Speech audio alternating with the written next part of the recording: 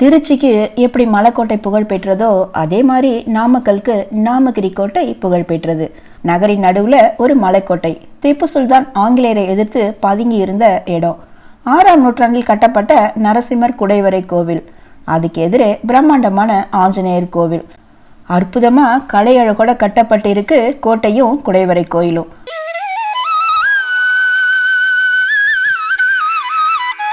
மூட்டைக்கும் lorry டிரான்ஸ்போர்ட்டுக்கும் பேர் போன நகரம் நாமக்கல். பழமையும் புதுமை இணைந்த இந்த நகரத்துல கிட்டத்தட்ட 1000த்திற்கும் மேற்பட்ட கோழி பண்ணைகள், 7 கோடி கோழிகள், இதோட தினமும் 5 கோடி முட்டைகள்னு கோழி முட்டை வணிகத்துல கலக்கும் நாமக்கல். இந்தியா முழுக்க ஓடிட்டு இருக்கிற நாமக்கல் லாரிகள் ஒரு மாபெரும் தொழில் நகரமா உருவாகிட்டு இருக்குங்க. கொங்கு நாட்டின் கோட்டை எனப்படும் நாமக்கல் பற்றி சுவாரஸ்யமான தகவலை ஒன்னொன்னா பார்க்கலாமா? Welcome to Ezhil tax.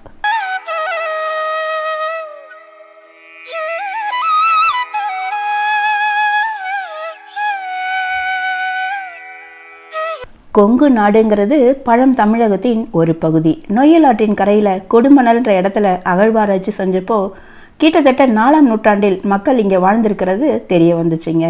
முதல் மற்றும் 4ஆம் நூற்றாண்டு வரை சேரர்களின் ஆட்சியில் இருந்தது. அந்த காலகட்டத்தில் பாலக்காட்டிலிருந்து முசிறிஸ் மற்றும் அரிக்கமேடு வழியாக கிழக்கு ஆசியாவிற்கு வாணிபம் நடந்திருக்கு. அத்தகைய கொங்கு நாட்டின் ஒரு பகுதி தான் நாமக்கல்.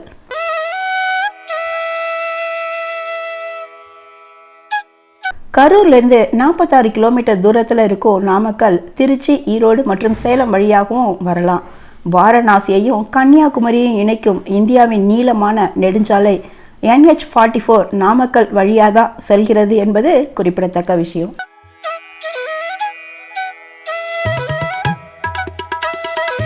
நாமக்கல் நகரின் நடுநாயகமாக அழகாக இருக்கிறது 75 மீட்டர் உயரமுள்ள ஒரே பாறையிலான நாமகிரி கோட்டை. இந்த கோட்டை திருமலை நாயக்கர் காலத்தில், அதாவது 17ஆம் நூற்றாண்டில் சேந்தமங்கலம் பாளையக்காரரான ராமச்சந்திர நாயக்கரால் கட்டப்பட்டது. 1768 ஆங்கிலேயர் வசமிருந்த இந்த கோட்டை அதுக்கப்புறம் ஹைதர் அலி வசம் வந்தது. ஹைதர் அலியின் மகனான திப்பு சுல்தான் இங்கு மறைந்திருந்தார் என்பது ஒரு வரலாறு. இந்த கோட்டையை ஆயுதங்கள் சேகரிக்கவும் கண்காணிப்பு கோபுரமாகவும் பயன்படுத்தி இருக்காங்க. கோட்டை கிட்டத்தட்ட 1.5 ஏக்கர் பரப்பளவு இருக்குங்க. பின்னர் 1792 நடந்த ஸ்ரீரங்கப்பட்டினம் உடன்படிக்கையில் மறுபடியும் இந்த கோட்டை ஆங்கிலேயர் வசம் வந்துச்சு. தற்போது தமிழ்நாடு தொல்பொருள் துறையினரால் பராமரிக்கப்படுது.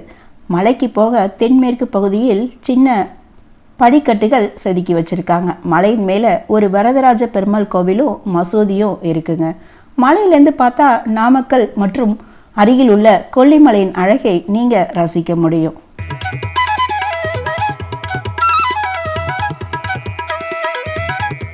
மலையின் அடிவாரத்தில் 2 குடைவரை கோவில்கள் இருக்குங்க. ஒரு கோவில் ரங்கநாதருக்காகவும் மற்றொரு கோவில் நரசிம்மருக்காகவும் கட்டப்பட்டு இருக்கு. ரங்கநாதர் கோவிலில் கிடைச்சிருக்கிற கிரந்த மொழியில் பொறிக்கப்பட்ட கல்வெட்டுகள் மகாபலிபுரத்தில் உள்ள கணேச ரதத்தில் இருக்கும் கல்வெட்டுகள் மாதிரியே இருக்கு. மேலும் இக்குடைவரை கோவில்கள் சித்தன்னவாசல் மற்றும் திருக்கோகர்ணம் குடைவரை கோவில்கள் கட்டடக்கலை மாதிரியே இருக்கிறதுனால இது கிட்டத்தட்ட 8ஆம் நூற்றாண்டில் கட்டப்பட்டு இருக்கலான்னு தெரிய வருது. மலையின் அடிவாரத்தில் மேற்கு புறத்தில் நரசிம்ம சுவாமி கோவில் அமைந்துள்ளது. இது ஒரு குடைவரை கோவில். வரலாற்று ஆய்வாளர்கள் இந்த கோவில் 6ஆம் நூற்றாண்டுலேருந்து 8ஆம் நூற்றாண்டுக்குள்ள கட்டப்பட்டிருக்கலான்னு சொல்கிறாங்க. சிலர் இந்த கோவிலுக்கோ பாதாமி குகை கோவிலுக்கோ சில ஒற்றுமைகள் இருப்பதால் 6ஆம் நூற்றாண்டை சேர்ந்ததுன்னு சொல்கிறாங்க. இங்கே இருக்கிற கல்வெட்டில் அதியேந்திர விஷ்ணு கிரகம் என்று குணசீல மன்னர் பேர் குறிப்பிடப்படுவதால் இது கிபி 500 ஆண்டுகளில் கட்டப்பட்டிருக்கலான்னு முடிவு செஞ்சுருக்காங்க. இங்குள்ள உக்கிர நரசிம்மர் சிலை ரொம்பவும் அபூர்வமானது. கோயில் நுழைவாயில்கள் மொட்டை கோபுரமாக இருக்குங்க. நுழைவாயில்களை தாண்டி வந்தால் ஒரு பெரிய மண்டபம் இருக்கும். மண்டபத்துக்குள்ளே நுழைந்து கருவறை சென்றால் அங்கே சதுர வடிவத்தில் குடையப்பட்டு சுற்றிலும் கருப்பு பின்னணியில் பிரம்மாண்டமான யோக நரசிம்மரை தரிசிக்கலாம்.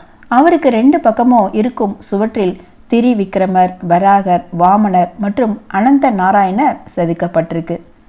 நரசிம்மரை தரிசித்துவிட்டு வெளியே வந்தால் நாமகிரி தாயாருக்கும் லக்ஷ்மி நாராயணனுக்கும் தனித்தனி சன்னதிகள் இருக்குங்க.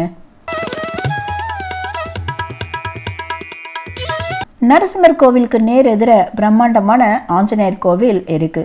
கைகூப்பி எதிரில் இருக்கும் நரசிம்மரை வணங்கி மக்களுக்கு அருள் பாலிக்கிறார். அவருக்கு மேல் கோபுரம் எதுவும் இல்லை. திருச்சியில் இருக்கும் வெக்காளியம்மன் மாதிரி வெயிலிலையும் மழையிலையும் காற்றிலும் அசையாது நிற்கிறார் ஆஞ்சநேயர். மலைக்கு பக்கத்தில் மிகப்பெரிய கமலாலயம் திருக்குளம் இருக்கும்.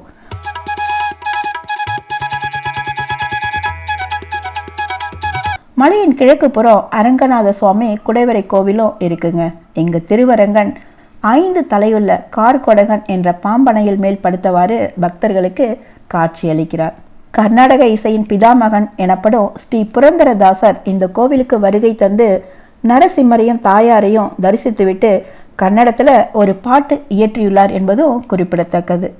அப்புறம் கணித மேதை ராமானுஜத்திற்கு மிகவும் பிடித்தமான கோவில் இது. சக்கரவர்த்தி ராஜகோபாலாச்சாரியரும் அடிக்கடி இங்க வருவார்.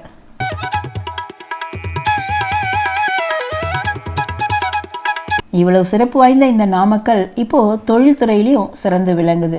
கோழிகள் வளர்ப்பில் நாமக்கல் நகரம் ரொம்ப சிறப்பான இடத்தை பிடிச்சிருக்கு. முட்டை உற்பத்தியில் இந்தியாவில் 2வது இடத்தில் இருக்கு நாமக்கல். கிட்டத்தட்ட ஒரு நாளில் 5 கோடி முட்டைகள் உற்பத்தி ஆகுதுங்க. அதனால கோழி வளர்ப்பு, அதை சார்ந்த தீவனம் போன்ற தொழில்கள் இங்க ரொம்ப வளர்ச்சி அடைந்து வருகின்றன. கனரக லாரி கட்டமைப்பு, கிட்டத்தட்ட 10,000க்கும் மேற்பட்ட லாரிகள் இந்தியா முழுக்க ஓடிட்டு இருக்கு. கான்கிரீட் துளையிடும் மெஷின்களும் நாமக்கல்லில் பிரபலமானவை. 2023 நடைபெற்ற உத்தரகாண்ட் சுரங்க விபத்தில் நாமக்கலை சேர்ந்த தரணி ஜியோடெக் இன்ஜினியர் என்ற நிறுவனம் வெற்றிகரமாக 6 இன்ச் பைப் கான்கிரீட்டில் செலுத்தி வெற்றி கண்டது. இப்படி தொழில்துறையில் ஒரு முக்கியமான இடத்தை பிடிச்சிருக்கு நாமக்கல். ஒரு நகரம் வளர்ச்சி அடையணும்னா மற்ற வளர்ச்சி அடைந்த நகரங்களுக்கு தொடர்பு கொள்ள போக்குவரத்து வசதி வேணும்ல. இது நாமக்கலுக்கு இயற்கையாகவே அமைஞ்சிருக்கு. இந்தியாவில் எந்த ஊருக்கும் நாமக்கல்லேருந்து பேருந்து மற்றும் ரயிலில் நீங்கள் ஈஸியாக பயணம் செய்யலாம். ஃப்ளைட்டில் போகணுன்னா சேலம் விமான நிலையம் 52 கிலோமீட்டர் தூரத்தில் இருக்குங்க. இயற்கையாக அமைந்த ஒரு ஒற்றை பாறை, அதில் அமைந்த கோட்டை, அப்புறம் குடைவரை கோயில்கள், சுற்றிலும் ஒரு பிரம்மாண்டமான தொழில் நகரம். இவை மக்களை நாமக்கலை நோக்கி இழுப்பதில் ஆச்சரியம் ஏதும் இல்லை.